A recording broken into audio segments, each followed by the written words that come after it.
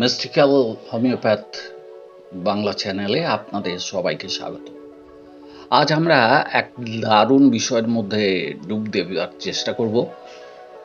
ব্যাপারটা হলো হোমিওপ্যাথি এবং চক্রশক্তির এক অসাধারণ সংযোগ।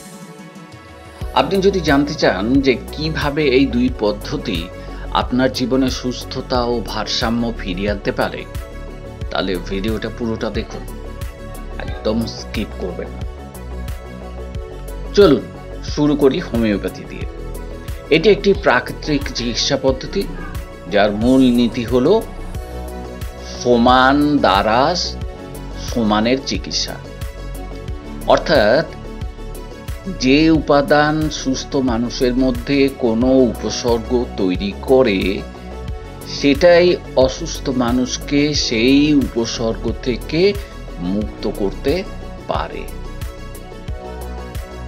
অদ্ভুত লাগছে, কিন্তু ব্যাপার কিছু নয়। অদ্ভুত লাগলেও বহু গবেষণায় দেখা গেছে এটা নানা সমস্যায় কার্যকর। আর যদি এর সঙ্গে চক্রশক্তির সংযোগ হয়, তাহলে তো আর কথাই নেই। চক্রশক্তি ব্যাপারটা নিয়ে ইদানিং খুব গবেষণা হচ্ছে, কিন্তু ব্যাপারটা একটুখানি জটিল। দেখুন, আমাদের মেরুদণ্ড বরাবর ছড়িয়েছে 7টি শক্তি কেন্দ্র: মূলাধার, স্বাধিষ্ঠান, মণিপুর, অনাহত, বিশুদ্ধ, আজ্ঞা ও সহস্রার। প্রতিটি চক্র এক একটি জীবনের দিক নিয়ন্ত্রণ করে।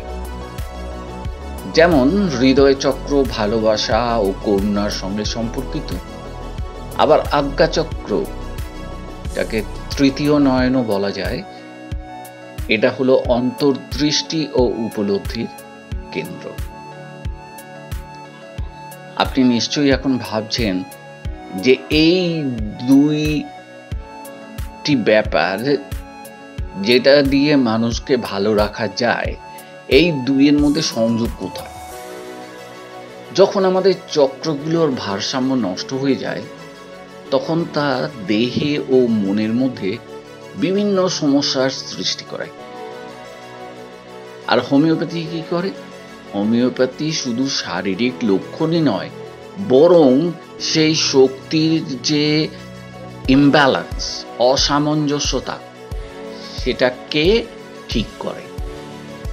এবং তাই এই হোমিওপ্যাথি চক্র নিরাময়ের এক মিস্টিক্যাল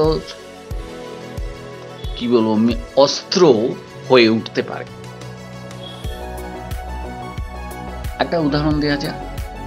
ধরুন, আপনি খুব উদ্বিগ্ন, বিভিন্ন রকম স্ট্রেস আপনার ঘাড়ে চেপে বসেছে।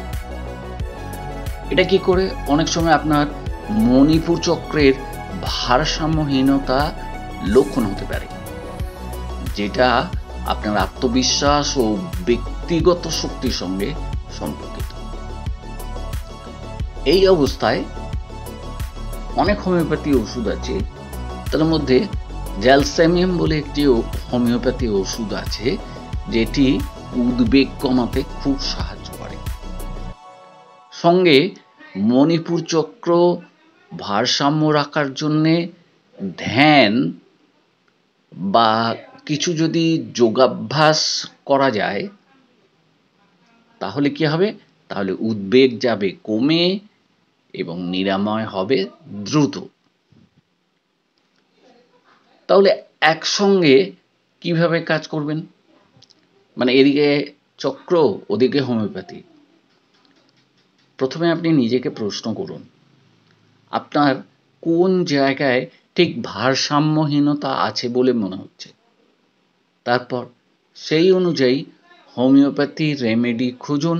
প্রয়োজনে হোমিওপ্যাথি ডাক্তারবাবুর কাছে যান, তার পরামর্শ নিন। আর ঠিক একই সাথে নির্দিষ্ট চক্রের উপর ভিত্তি করে ধ্যান বা অ্যাফার্মেশন চর্চা শুরু করুন। অ্যাফার্মেশন চর্চার কথা আমি আগে বলেছি, মানে সবসময় ভালো ভাবা। আমি ভালো আছি, আমি ঠিক আছি, আমি সুস্থ আছি, আমার চারদিক ভালো আছে, আমার চারপাশের মানুষজন ভালো, সবাই ভালো থাকুন, এইগুলো। এই এই এইগুলো কি করে? আপনার পরিপূর্ণ নিরাময়ের পথ দেখায়। আর একটা বিষয়, আপনার এই নিরাময় যাত্রাকে মনে রাখুন। প্রতিদিন করে একটা নোট লিখে রাখুন আপনার ডায়েরিতে। খেয়াল করুন আপনার শরীর বা মনের কোনো পরিবর্তন আপনি অনুভব করছেন কিনা। দেখবেন এক জায়গা সুস্থ হওয়ার সঙ্গে সঙ্গে অন্য জায়গাগুলো, যেগুলো মনে হচ্ছে ভারসাম্যহীনতায় ভুগছিল, সেগুলো আস্তে আস্তে উজ্জ্বল হয়ে উঠছে, সেগুলোও ভালো হয়ে যাচ্ছে। আর শেষমেশ এটা বলতেই হচ্ছে, হোমিওপ্যাথি আর চক্র নিরাময়